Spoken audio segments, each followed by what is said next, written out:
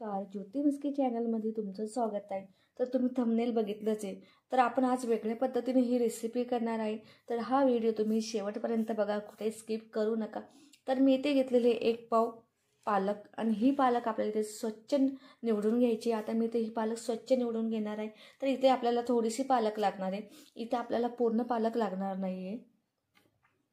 इथे हे पालक आपल्याला फक्त पानं घ्यायचे, इथे आपल्याला काड्यांचा वापर करायचा नाही। इथे मी आता छानपैकी ते निवडून घेणार आहे आणि फक्त म्हणजे आपल्याला पानांचा वापर करायचा आहे। तर इथे तुम्ही बघू शकता, मी इथे पानांचाच वापर करणार आहे। आपल्याला इथे सर्व पानच घ्यायचे।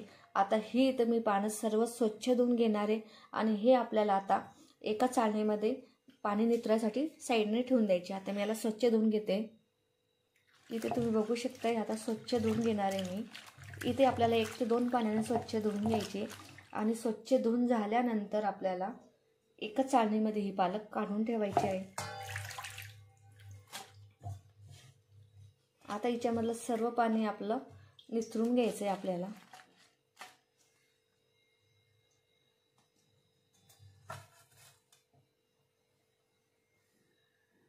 ते घेतलेले मी 1 वाटी बेसन। इथे तुम्ही कोणते पण एक मेजरमेंट घेऊ शकता, तुमच्या घरामध्ये वाटी कप जे असेल ते तुम्ही इथे घ्यायचे। इथे मी 1 वाटी बेसन घेतलेले आहे आणि 1 चम्मच घेतलेले मी इथे तांदूळाचं पीठ।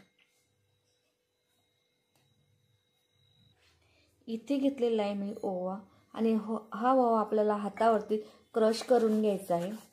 याच्यामुळे ते छान लागते, त्याच्यामुळे ते आपण याला क्रश करून घेतलेले आहे। मी थोडा ओवा जास्तच वापरते। इथे मी घालून घेणार थोडीशी हळद, तिखट अगदी कमी घातलेले मी ते, आणि थोडं आपल्या चवीनुसार इथे मीठ घ्यायचं आहे। इथे टाकणार मी चवीनुसार मीठ। आता इथे आपण 1 वाटी बेसन घेतलेलं आहे आणि 1 चम्मच बेसनाचं पीठ। तर याच्यासाठी आपल्याला अर्ध वाटीच पाणी लागणार आहे। तर इथे आता मी 1 चम्मच गरम करून तेल पण ॲड करून घेणार आहे। आता इथे हे सर्व आपल्याला छानपैकी मिक्स करून घ्यायचं आहे आणि याची थिकनेस आपल्याला खूप पातळ किंवा खूप घट्ट पण नको, त्यानुसार इथे आपल्याला हे मिश्रण तयार करून घ्यायचं। इथे आता मी 1 चम्मच तेल घालून घेते आणि हे गरम केलेलं तेल आहे। आता इथे आपण याला एक संग करून घेणार आहोत। आता याच्यामध्ये आपण थोडं थोडं पाणी घालून याला घट्ट करून घ्यायचं आहे आपल्याला। खूप पातळ नको आणि खूप घट्ट पण नको हे मिश्रण आपल्याला। इथे तुम्ही बघू शकता मी कोणत्या थिकनेसमध्ये ठेवणार आहे।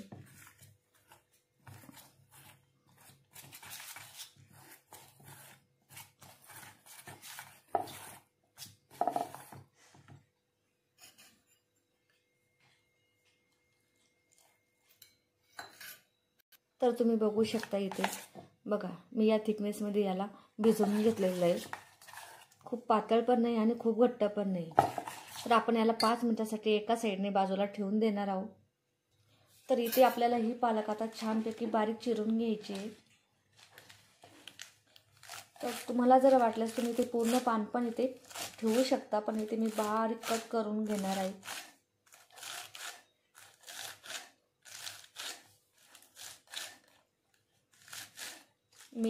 आपल्या पालकमध्ये पण स्वतःचं पाणी असतं।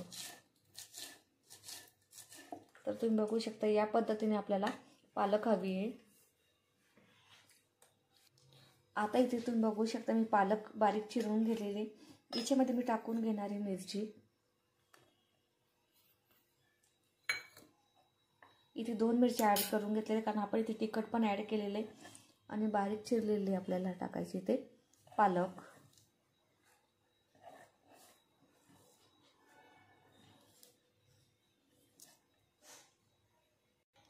आणि इथे मी चिरून घेतलेले स्लाइस केलेला कांदा आणि बटाटा। तर तुम्ही बघू शकता मी या पद्धतीने कांदा आणि बटाटा स्लाइस करून घेतलेला आहे। यामुळे काय होतं, आपण जे भजे वगैरे करणार आहोत तर अगदी खमंग आणि कुरकुरीत होतात। त्यामुळे मी इथे या पद्धतीने कांदा आणि बटाटा चिरून घेतलेला आहे। आता हे सर्व आपल्याला छानपैकी ते मिक्स करून घ्यायचं आहे। इथे आपल्याला आपलं प्रमाण समजून जाते. जर तुम्हाला असं वाटलं की बेसन कमी पडतं तुम्ही ते बेसन ॲड करू शकता.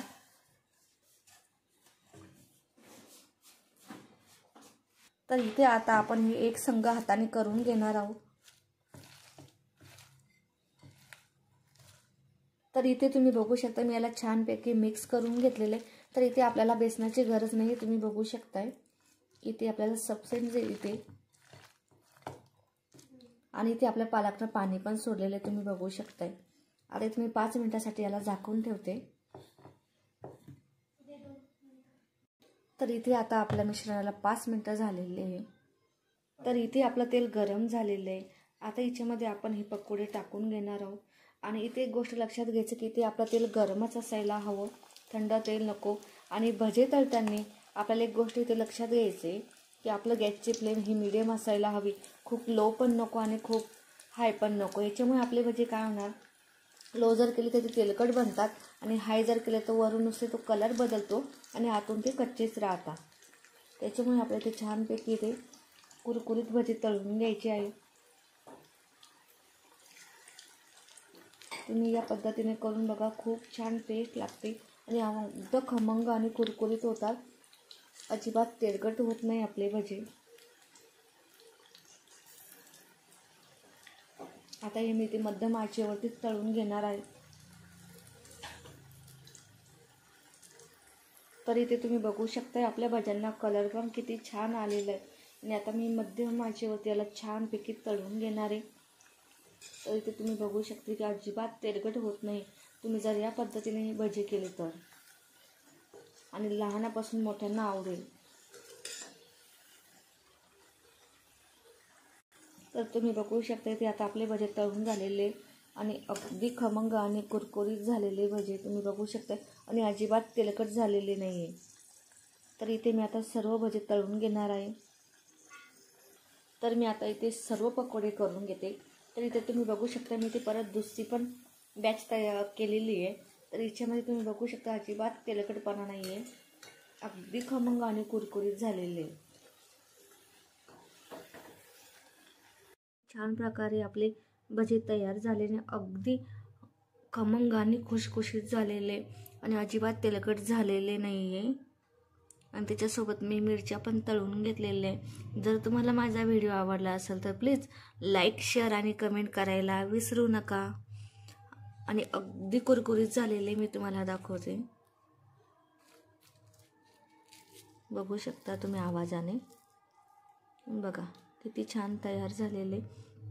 याच्यासोबत तुम्ही चटणीसोबत किंवा सॉससोबत पण खाऊ शकता.